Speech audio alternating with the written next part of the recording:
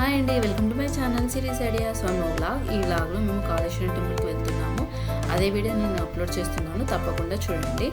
ఇక ఈ వీడియోలో నేను మొత్తం డీటెయిల్ కూడా అప్లోడ్ చేస్తాను. ముందుగా మేము హన్మకొండ నుండి స్టార్ట్ అయిపోయాము. అనుకోకుండా మేము హన్మకొండకు వెళ్ళాను. అక్కడ మేము అమ్మ వాళ్ళతో కలిసి కాళేశ్వరం టెంపుల్కి అనేది స్టార్ట్ అయిపోయాము. ఇక్కడ హన్మకొండ నుంచి మనం కాళేశ్వరం టెంపుల్ చేరుకోవడానికి దాదాపు మనకి 2.5 hours జర్నీ అనేది పడుతుంది. టోటల్ 130 kilometers 120 kilometers అలా ఉంటుంది.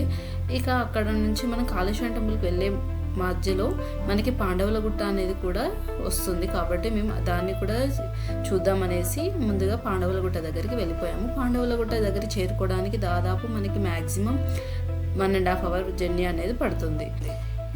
ఇక్కడ చేరుకున్నాం కదా, ఇదంతా కూడా పాండవుల గుట్ట. దాని పైకి కూడా వెళ్ళొచ్చు. మనం అక్కడికి వెళ్ళడానికి ఎంత టైం పడుతుంది అనేది కూడా నేను ఇక్కడ చెప్తాను. ముందుగా ఇక్కడ స్టోరీ అనేది తెలుసుకుందాము. ఇది పాండవుల గుట్ట ప్రాచీన శిలాయుగపు గుహ చిత్రాలు ఇక్కడ ఉంటాయి. పాండవుల కొండ సైట్ మొదటిసారిగా 1990 సంవత్సరంలో కనుగొనబడింది. ఇక ఇక్కడ మనము రాక్ క్లైంబింగ్ అనేది కూడా చేయొచ్చు. మనం ఆ రాక్ క్లైంబింగ్ చేయడానికి ఇక్కడ మనకి 1.5 kilometer అనేది ఉంటుంది. మనం మొత్తం కూడా కాలినడకన పైకి అనేది ఎక్కాలి. కానీ మేము పైకి ఎక్కలేకపోయాము, ఎందుకంటే మేము వెళ్ళేసరికి దాదాపు 11:30 ఆ టైం అయిపోయింది. ఎండ అనేది కూడా బాగా కొడుతుంది కాబట్టి మేము పైకి అనేది ఎక్కలేకపోయాము. ఎవరైనా వెళ్ళాలనుకుంటే మాత్రం ఎర్లీ మార్నింగ్ వెళ్ళడం చాలా ఉత్తమం.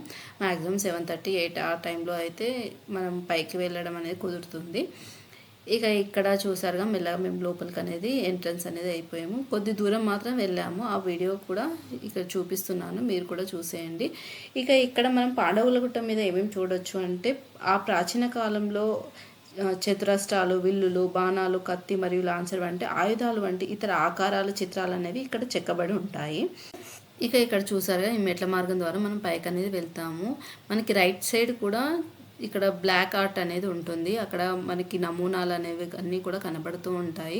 మేము సగం దూరం వెళ్ళాము, అంతలోనే మళ్ళీ వెనుకకు వచ్చేసాము. ఇంకా లోపలికి అనేది చాలా ఎక్కువగా ఉంటుంది.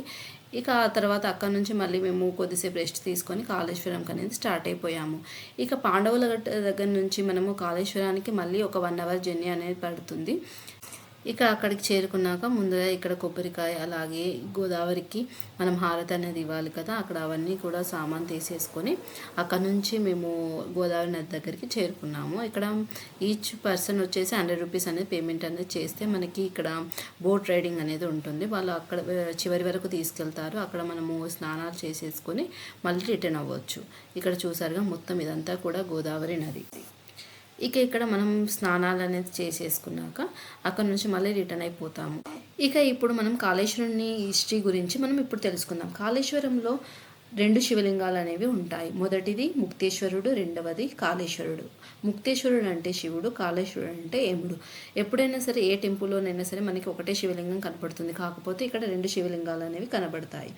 ఇక గర్భగుడిలో 2 శివలింగాలు ఉండటం ఈ దేవాలయం యొక్క ప్రత్యేకత. ఇక ఇక్కడ ముక్తేశ్వర స్వామి లింగంలో ఒక ప్రత్యేకత ఉంటుంది. లింగంలో 2 రంధ్రాలు అనేవి ఉంటాయి. ఈ రంధ్రంలో నీరు పోసి అభిషేకం చేస్తే ఆ నీరు అక్కడి సమీపంలో ఉన్న గోదావరి ప్రాణహిత సంగమ స్థలంలో కలుస్తుందని భక్తుల యొక్క నమ్మకం. ఇది ఏ విధంగా వెళ్తుంది అనేది కూడా ఇప్పటికీ అంతు చిక్కని ప్రశ్న. ఇక అక్కడ నుంచి ముందుగా ఆదిముక్తేశ్వర స్వామి టెంపుల్కి అనేది వెళ్ళాము. ఎందుకు అంటే మ్యాక్సిమం ఇది 2 o'clock వరకు ఓపెన్ అయి ఉంటుంది టెంపుల్. 2 తర్వాత 4 o'clock ఓపెన్ చేస్తారనేసి ముందుగా ఆదిముక్తేశ్వర స్వామి టెంపుల్కి వెళ్ళాము. అక్కడ కూడా స్వామివారిని దర్శనం చేసుకున్నాక 4 o'clock మేము రిటర్న్ ఇక్కడ కూడా స్వామివార్లని దర్శనం చేసుకున్నాక అక్కడ లడ్డు ప్రసాదం తీసుకొని రిటర్న్ అయిపోయాం. ఇదండి ఇక్కడ కాళేశ్వరం యొక్క విశిష్టత. ఈ వీడియో కనుక మీకు నచ్చినట్లయితే లైక్ చేయండి, షేర్ చేయండి, కామెంట్ చేయండి. Thank you.